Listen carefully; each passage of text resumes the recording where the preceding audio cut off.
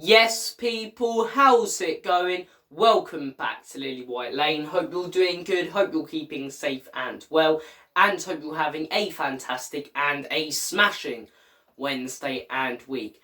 Breaking news coming out this morning. It's not bloody good breaking news, to be fair. Hugo Lloris is out injured, and this isn't a minor injury where he's going to miss 1 or 2 games. Hugo Lloris is out for 6 to 8 weeks, which is a majority of the rest of the season. And my response to this is, a couple of weeks ago I wouldn't have minded this injury too much. Hugo Lloris was making mistake after mistake after mistake. But after that 4-2 loss to City, he stepped up. He's made a couple of good saves. He made a couple of good saves against Fulham and a couple of good saves against City. But he's commanded his box so much better and he hasn't made a mistake. But what I can say to this is Hugo hasn't been brilliant this season. But we need Forster to step up. We've seen Forster a couple of times this season. Hasn't done anything terrible, but he just hasn't been brilliant. A couple savable shots against Brentford that he could have done better with or commanded his box better with. And I'm not expecting the Forster that we saw at Celtic when this man was one of the best keepers in the world. Honestly, his performance against Barcelona in the Champions League when they beat them at Celtic Park is one of the best goalkeeping performances I've seen in my life. A lot of his Champions League performances for Celtic were absolutely unbelievable. And I know he's aged a little bit, but it was only, earlier last year, I believe it was March, April time last year, he played against Arsenal and put in the best goalkeeping performance of last season. He made like 20 saves in that game, and they were brilliant saves. They weren't easy right at him. I remember one, it took a big deflection. He completely changed round and saved it to his right hand.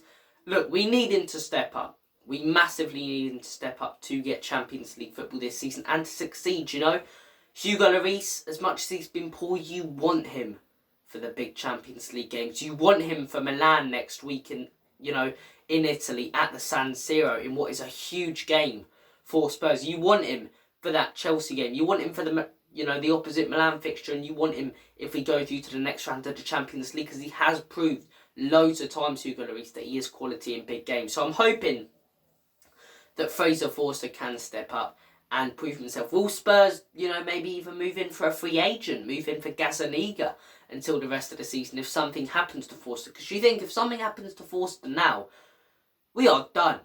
We don't have any other goalkeeper at the club right now who's ready to come in. So, look, I'm hoping Forster can step up. But that is the breaking news. Hugo out for 6 to 8 weeks. It's shit. It is rubbish news.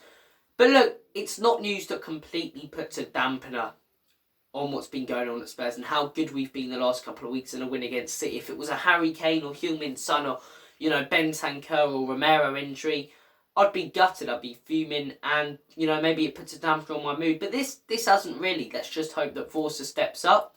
Hugo hasn't been brilliant this season, but we know he's class. Let's hope Forster can step up when he does come into the team. Something else I wanted to talk about. Manchester City in the mud. What is going on at Manchester City with financial fair play? And people might go, this is a Spurs channel. Talk about Spurs news. This is news. This Manchester City financial fair play news is news that can affect the whole league with the regulations that they could receive. They could get points deducted. They could be automatically relegated. They could have to replay finals and have league titles, go Liverpool and Manchester United's way. I would hate it if they did that. And that's not even me saying it because Spurs hasn't... The seasons we've contended for the title, under Pochettino, Leicester and bloody Chelsea won them. The seasons where City won them, it was United and Liverpool. Of course it was.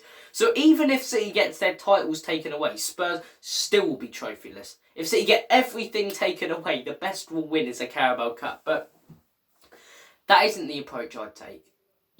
Although they may have won those league titles and FA Cups, with players who shouldn't have really been at the club due to the money they were receiving to buy those players, I just think that's wrong. Hand it to second place on paper. That's the wrong approach. For me, the right approach should be a huge points deduction if they are found guilty. They've got a top-class lawyer now in charge of the case, who also took charge of the case when they were, defending their 2-year ban from Europe. But it's big news. It's big news because if City get a huge point deduction, they could go down. Spurs could pretty much secure Champions League football and could be fighting for a league title even, you know.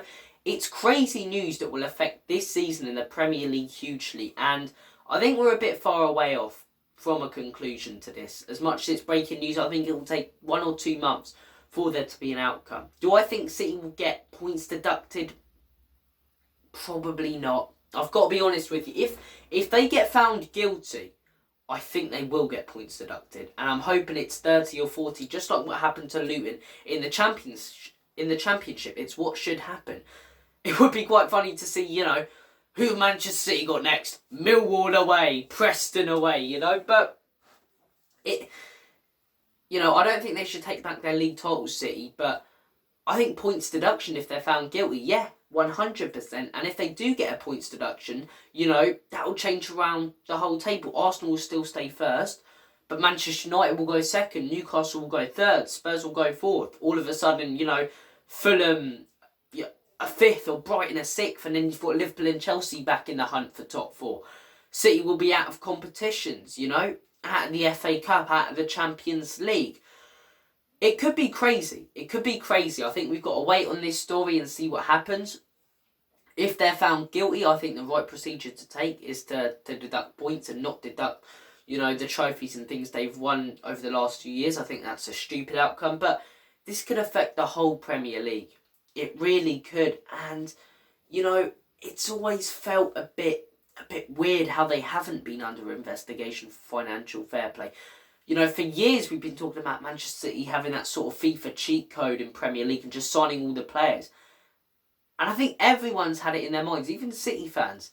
How are we being allowed to spend this much money? And now we're hearing, you know, the money that they've been spending isn't the money that's been coming into the club from sponsorships and attendances. We know that because, you know, all 5 of the City fans who turn up at the Etihad every week, they're not funding all that money. So, look, it's going to be interesting to see what happens. It is going to be interesting to see what happens. Make sure to comment down below your thoughts on the Manchester City situation and the Hugo Lloris injury. Do you think Forster can step up, or do you think we are in trouble for the remainder of the season? Thank you for watching. You guys have been awesome. Take care of yourselves. All the best. God bless. Have a smashing rest of your week. And as always, come on you Spurs. In Conte, we trust. Enoch and Levy